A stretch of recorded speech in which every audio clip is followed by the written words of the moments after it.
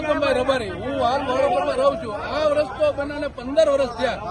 15 વર્ષથી અમે કોઈ દિવસ આ રોડ સારો જોયો નથી. અત્યારે આ રોડ જે બગડ્યો છે એમાં ખાડા પૂરવા આવે તો જેવા તેવા પૂરી વે જાય, કોઈ કમ્પ્લેટ ખાડા નથી પૂરતું. તમે જોઈ શકો છો અત્યારે આજથી 15 દિવસ પહેલા જે ખાડા પૂર્યા હતા એમાં કોઈ એમ કે આ ખાડો પૂરેલો છે તો આપણે ક્યાં ઇનામ આપવાનું એ લોકોને.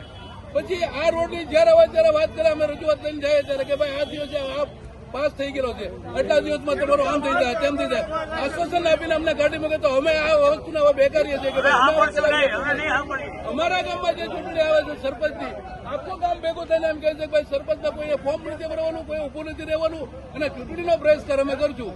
તો વહેલી છતાં અમારા સરકારમાં એ માંગણી છે કે આ કોઈ વસ્તુમાં વિવાદમાં પડ્યા વગર જો અમને રજૂઆત થઈને અમારું રજૂઆતનો નિકાલ આપે તો અમારે કોઈ વસ્તુમાં પડવાનું નથી.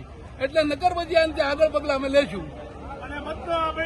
મતદાનનું તો બહિષ્કારનું આપણે કીધું છે કે આખું કામ કરે છે કે ભાઈ કોઈ સરપંચમાં કોઈ ઉભું રહેવાનું નથી.